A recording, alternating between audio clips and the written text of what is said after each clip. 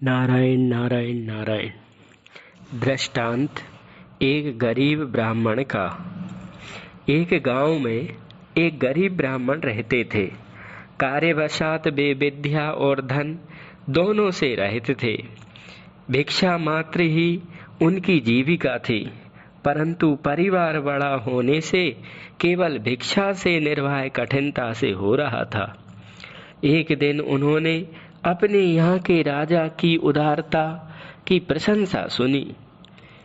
फिर तो वे कुछ धन प्राप्त करने की लालसा से राजा के यहाँ जाने की इच्छा किए। मन में विचार आया कि राजा के पास खाली हाथ नहीं जाना चाहिए।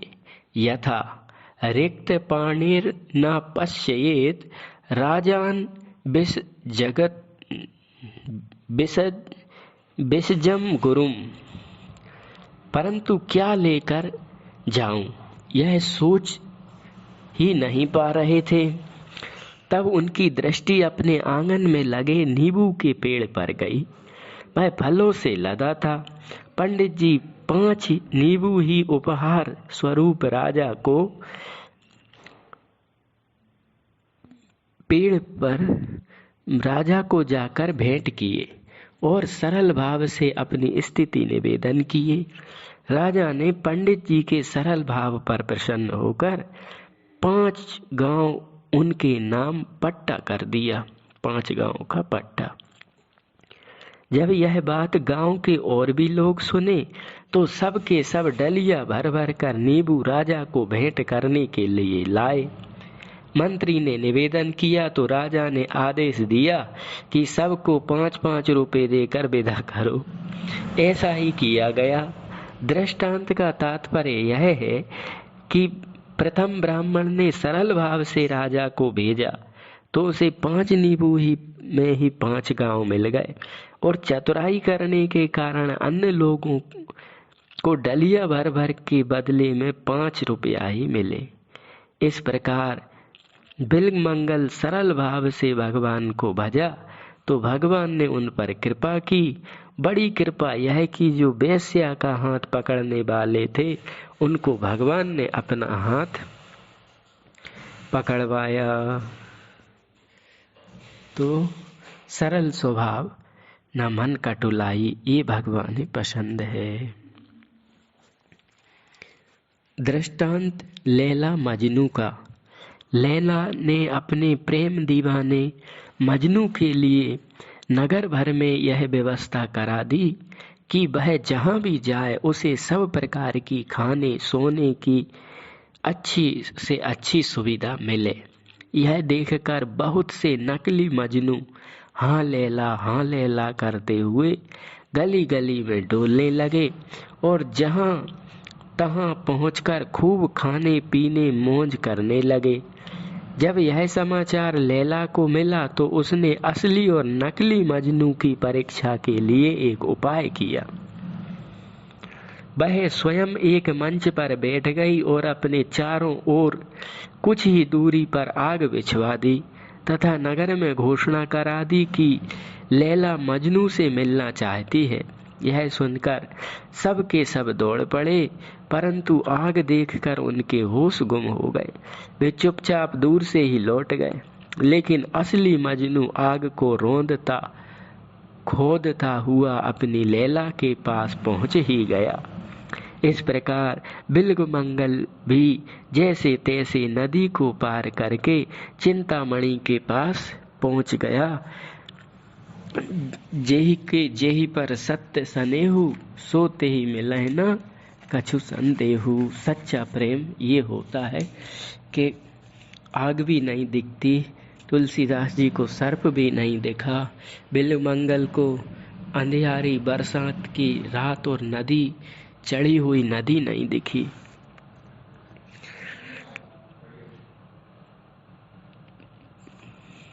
दृष्टांत श्री लालदास बाबा का।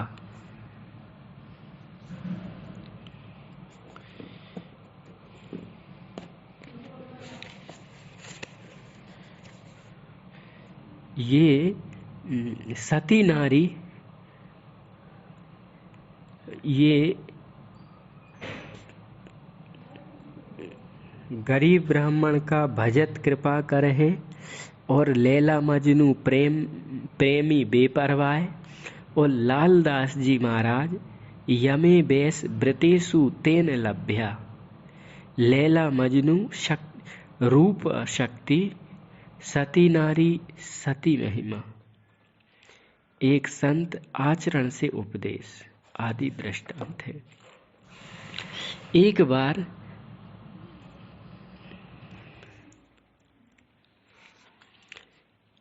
बिल्वमंगल की तरह भगवान मजनू के प्रेम पर प्रसन्न होकर उन्हें दर्शन दिए। उस समय वह चद्दर से मुख ढके सो रहा था। भगवान ने कहा, उठ मेरा दर्शन कर। मजनू ने पूछा, तुम कौन?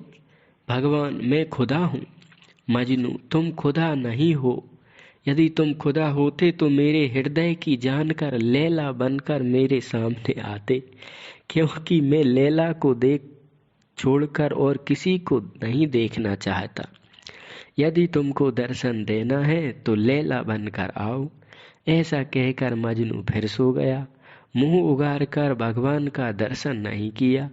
इसलिए भगवान को बिल्वमंगल को चिंतामणि के द्वारा ही उपदेश दिलाया। कहावत भी है, प्यारे की नीकी लगे गारी मार मनुहार।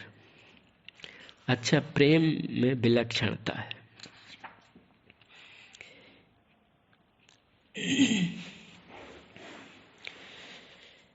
सती की महिमा। दृष्टांत एक सती का। एक पतिव्रता स्त्री का पति कोढ़ी था, परंतु वह महान दुष्ट दुराचारी था। बेचारी पतिव्रता ही जान लगाकर उसकी सेवा करती, परंतु इतने पर भी वह उसे मारता पीटता, गाली देता रहता। परंतु वह साध्वी कुछ न कहकर प्राणापण से सेवा करती रहती। एक दिन उसके कुष्ठपति ने नगर की परम सुंदरी वेश्या को देखा तो उस पर आसक्त हो गया। अब तो वह खाना पीना छोड़कर उससे मिलने के लिए छटपटाने लगा। जब उसकी पत्नी को उसका मनोभाव मालूम पड़ा तो वह बड़े सोच विचार में पड़ गई कि वेश्या तो धन की और रूप की आशिक होती है, परंतु मेरे पति के पास ना तो धन है और ना रूप ही है। कुष्ठ से उनका शरीर अत्यंत विकृत हो गया था, लेकिन इस दशा में भी वह वेश्या से मिले बिना जी नहीं सकता था। अतः पति का मनोरथ पूर्ण करने के लिए साध्वी वेश्या को प्रसन्न करने के लिए पति की सेवा से अवकाश मिलने पर उसके घर जाकर उसकी सेवा करती थी। वेश्या ने उसकी सेवा से प्रसन्न होकर पूछा, आपने हमारी बहुत सेवा की है, मैं आपका कौन सा प्रिय कार्य करूं? तब उस पतिव्रता ने अपने पति की इच्छा सुनाई। वेश्या राजी हो गई। तब वह पति परायणा अपने पति को कंधे पर बैठाकर वेश्या के घर ले जाती। जब वह वेश्या के घर में चला जाता तो स्वयं बाहर खड़ी रहती और पुनः कंधे पर बैठाकर घर ले आती। यह है पतिव्रता का पति के सुख में सुख मानने का ज्वलंत उदाहरण। आगे का प्रसंग संक्षेप में इस प्रकार है कि एक दिन वह बाहर खड़ी थी। सर्दी का समय था, बड़े जोर की वर्षा हुई एवं ओले भी गिरे, जिससे ठिठुर कर पतिव्रता ने प्राण छोड़ दिए।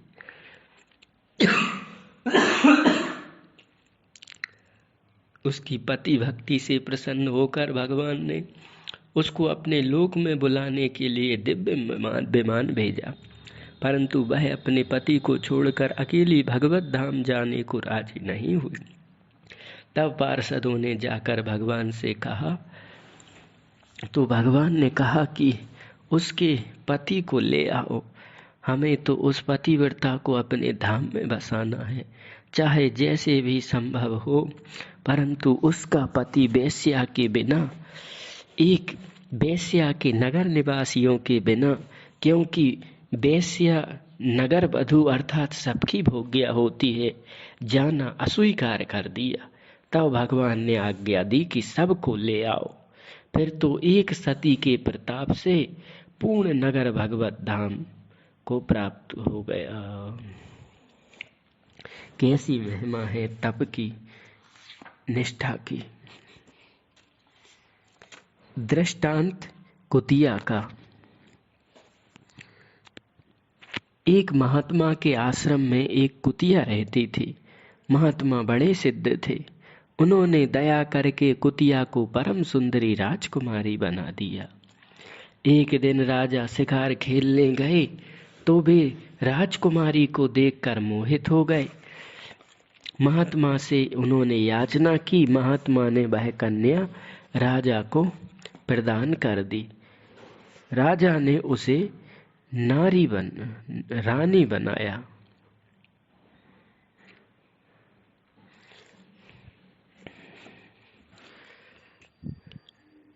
और राजा ने सब प्रकार का सुख भोग की व्यवस्था कर दी, परंतु उस राजकुमारी रानी को अपना स्वभाव नहीं छूट रहा था।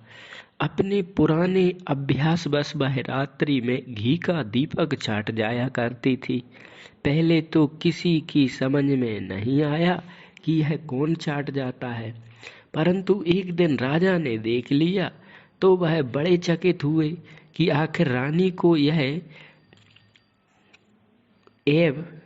आदत कैसे पड़ गई। राजा ने महात्मा जी से पूछा तो उन्होंने बताया कि यह पहले कुतिया थी, वही अभ्यास है। फिर संत ने कृपा करके रानी को सद्बुद्धि सदुपदेश दिया, जिससे वह मानवोचित व्यवहार करने लगी। आचरण से उपदेश महात्मा जी ने उनको दिया।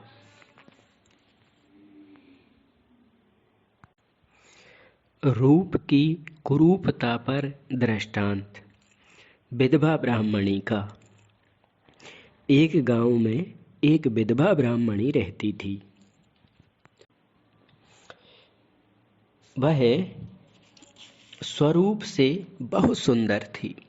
उस गांव का जमींदार बड़ा दुराचारी था।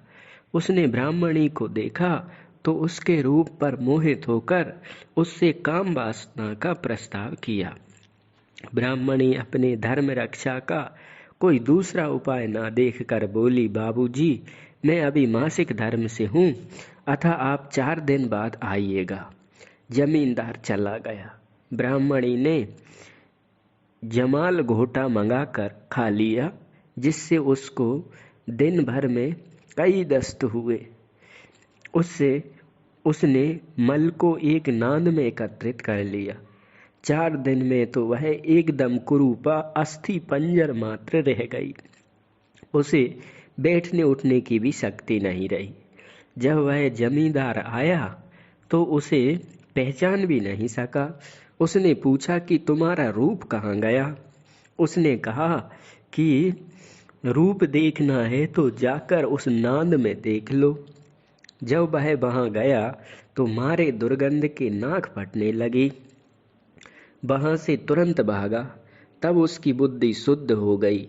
रूप की असारता का ज्ञान हो गया। यहाँ भी भगवान ने अपनी अहेतु की कृपा से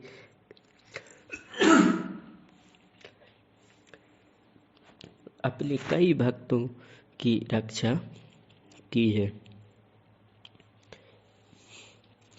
रूप की असारता वास्तव में शरीर में कुछ नहीं है, मलमूत्र गंदगी बनाने की फैक्ट्री है।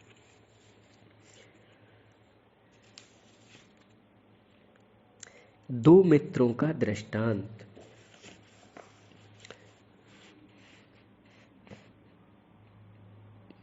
दो मित्रों का दृष्टांत।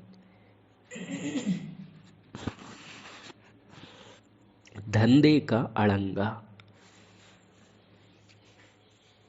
2 घनिष्ठ मित्र थे। कहीं जा रहे थे। गर्मी का दिन था। दोनों को बड़े जोर की प्यास लगी। प्रयत्न करने पर थोड़ा सा जल मिला, जो मुश्किल से एक आदमी की प्यास बुझा सकता था। अतः दोनों मित्र एक दूसरे की प्राण रक्षा के लिए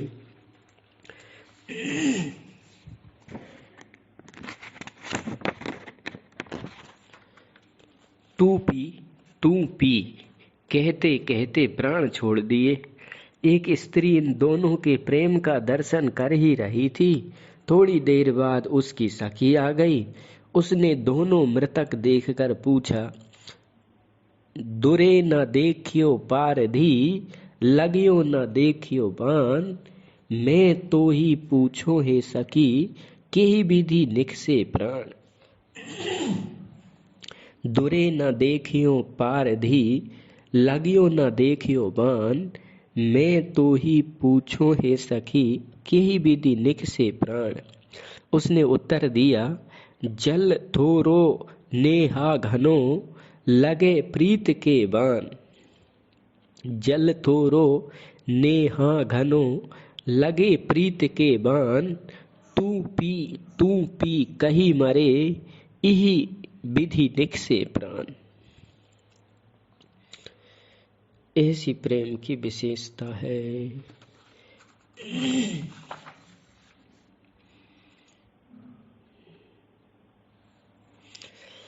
एक साहूकार था, अपनी स्त्री को बैलगाड़ी में बैठाकर घर ले जा रहा था।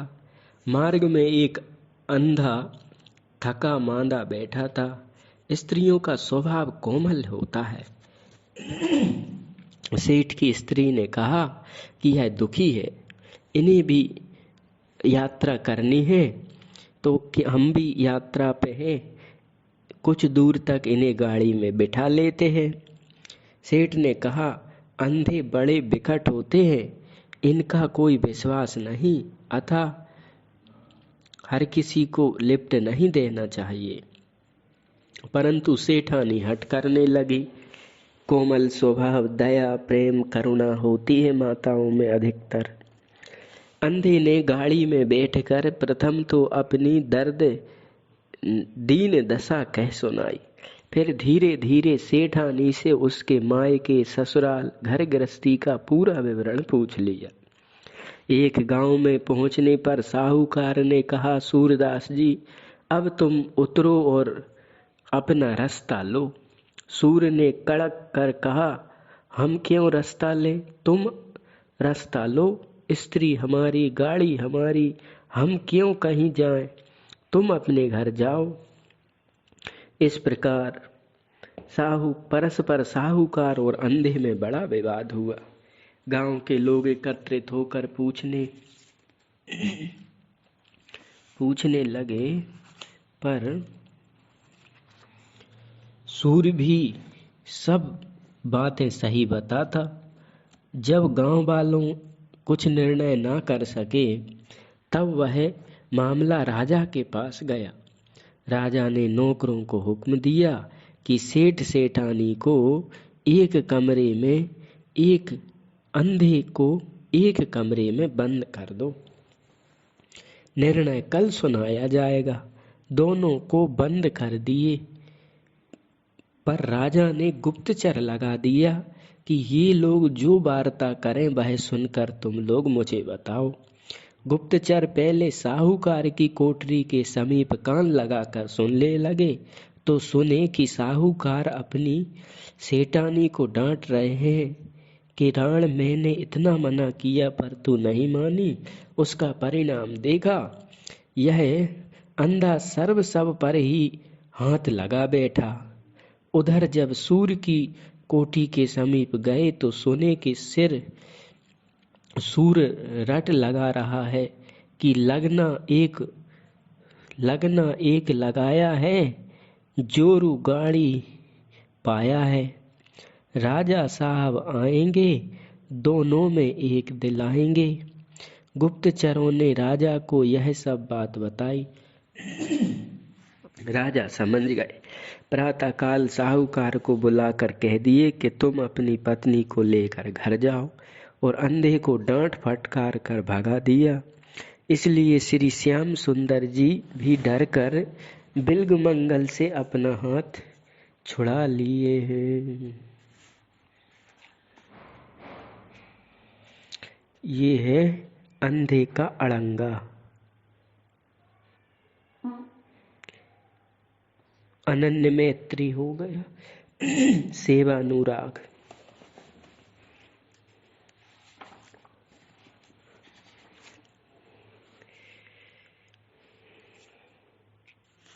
दृष्टांत गुलाब के फूल का। बात मथुरा की है। एक श्री वल्लभ कुल के वैष्णव श्री पंडित जी यमुना स्नान करके आ रहे थे। मार्ग में फूल वाले के यहाँ एक डलिया में बहुत बढ़िया तथा बहुत बड़े बड़े गुलाब के फूल देखे।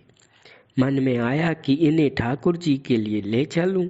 1 रुपये में तंग हो गया। संयोग की बात, उसी समय मथुरा में नवाब का पड़ाव पड़ा हुआ था। नवाब का नौकर भी फूल तलाश करते करते वहीं पहुंचा। उसने फूलों का दाम बढ़ाया तब पंडित जी आगे बढ़े। बड़ा बड़ी में पंडित जी को भावावेश हो गया कि यह तो मामूली मुल्कपति का नौकर है, मैं अनंत कोटि ब्रह्मांड नायक परम पिता परमात्मा का सेवक हूँ, फिर यह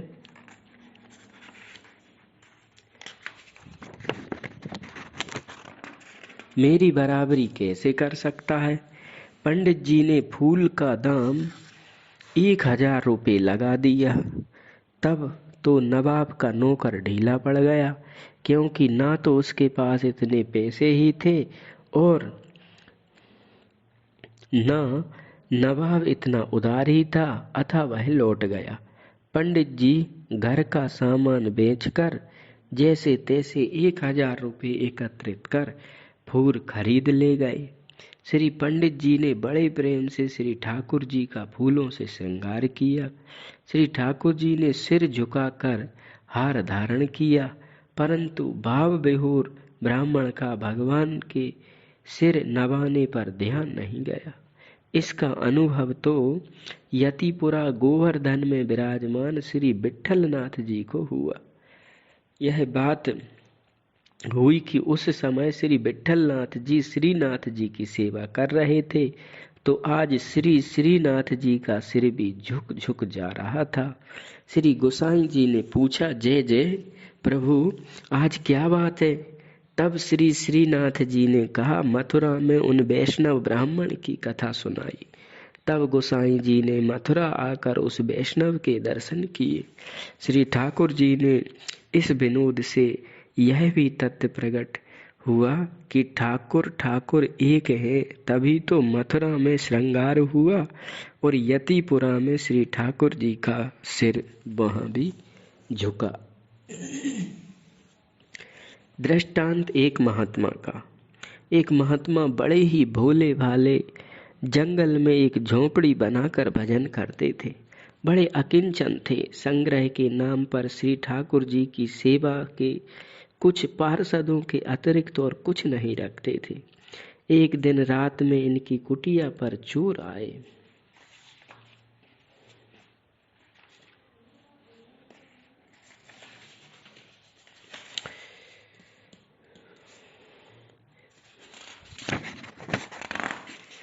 इन्होंने समझा कि कोई महात्मा आए हैं, अतः बड़े प्रेम से दंडवत किए और पूछा कि आप लोग कहाँ से पधारे। चोर समझ गए कि यह तो सीधे साधे महात्मा हैं, अतः उन सब को भी विनोद सूझा। वे बोले, हम लोग द्वारिका से आ रहे हैं और श्री बद्री नारायण जा रहे हैं। महात्मा ने कहा, महाराज चलना तो हमको भी है, क्या आप मुझे भी साथ में ले चलोगे। चोरों ने स्वीकृति दे दी। फिर तो संत ने अपने श्री ठाकुर जी की सेवा का सब साज सामान समेटा और रातों रात चोरों के साथ चल दिए। कुछ दूर जाकर चोर एक घर में घुसे और महात्मा को भी घुसा लिए और बोले, बाबा जी तुम भी अपने मतलब की कोई वस्तु ढूंढ लो। संत को बढ़िया जमी हुई दही की मटकी हाथ लग गई। फिर तो उन्होंने श्री ठाकुर जी का बटवा खोला और सेवा का विस्तार किया, भोग लगाया, शंख बजाया। शंख ध्वनि सुनकर घर वाले जाग गए। चोरों के साथ महात्मा भी पकड़े गए। पूछने पर संत जी ने सब बात सही सही बता दी। घर वाले बड़े प्रसन्न हुए कि इन संत जी की कृपा से ही मेरा सब सामान बच गया।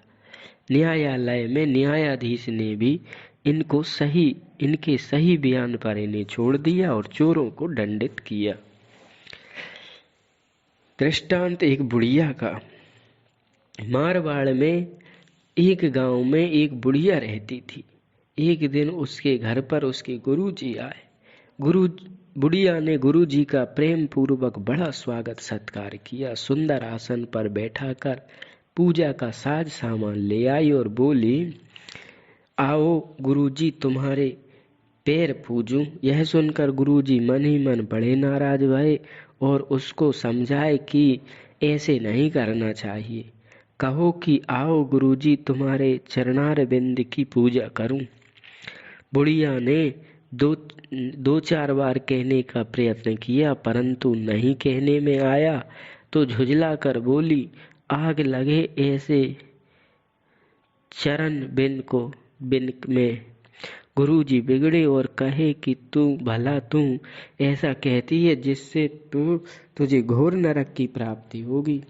बुढ़िया ने हाथ जोड़कर कहा, महाराज यह भला मुझ गरीबनी के भाग्य में कहाँ है। यह तो आप जैसे महात्मा को ही मिलता है। यह सुनकर गुरुजी समझ गए कि यह तो एकदम सूदी है, अतः इससे कुछ मत कहो, जो करे सो करने दो। अतः मूर्ख से दुख रो, कोदो में घी खो वाली बात है। कहीं कहीं जो जैसा हो उससे वैसा ही व्यवहार करना चाहिए।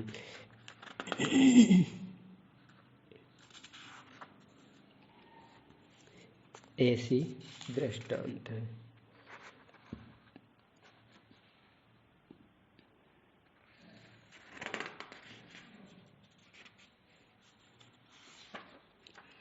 अगला दृष्टांत एक सेठ जी का। सेठ जी नित्य प्रति कथा सुनने जाया करते थे। एक दिन कथा में देर से पहुंचे। जब कथावाचक श्री पंडित जी ने विलंब का कारण पूछा तो सेठ जी ने कहा कि पंडित जी आज आने लगा तो लड़का भी कथा सुनने के लिए मचल गया। उसी को समझाने बुझाने में देर हुई। पंडित जी ने कहा, तो क्या हर्ज था, लड़के को भी लिवा लाते। सेठ, नहीं महाराज, बालकों का हृदय कोमल होता है। अगर कहीं कथा उसको लग गई तो घर चौपट हो जाएगा। मैं तो छाती कर्री करके आता हूँ जिससे कोई बात हृदय में बैठे नहीं, और जो सुनता हूँ सब यहीं छोड़ जाता हूँ।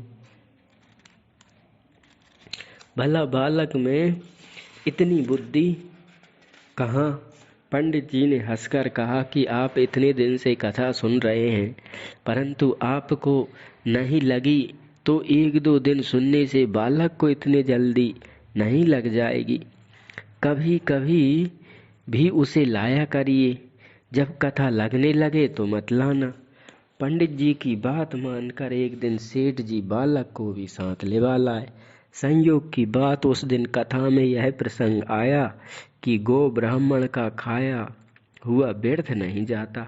बालक ने इस बात को धारण कर लिया। दूसरे दिन सेठ जी कथा में आए।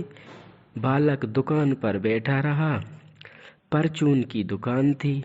एक गाय आई और दाल के टीन में मुंह डाली। बालक ने पीठ फेर ली। गाय पूरी दाल खा गई। कथा सुनकर सेठ जी आए तो देखे दाल का टीन खाली पड़ा था।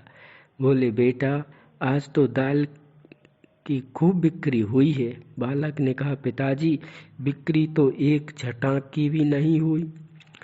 सेठ, दाल का क्या हुआ? बालक, गैया खा गई। सेठ जी, तू कहाँ था? बालक, यहीं था। सेठ, तो गाय को भगाया क्यों नहीं? बालक, कल कथा में सुना था कि गाय और ब्राह्मण का खाया व्यर्थ नहीं जाता, अतः मैंने नहीं भगाया। यह सुनकर सेठ जी ने माथा ठोका कि एक दिन की कथा में ही दुकान चौपट हो गई। सेठ जी को यह खबर नहीं कि इससे पारमार्थिक लाभ कितना हुआ। गोमाता के आशीर्वाद के आगे चलकर वह बालक महान भक्त हुआ।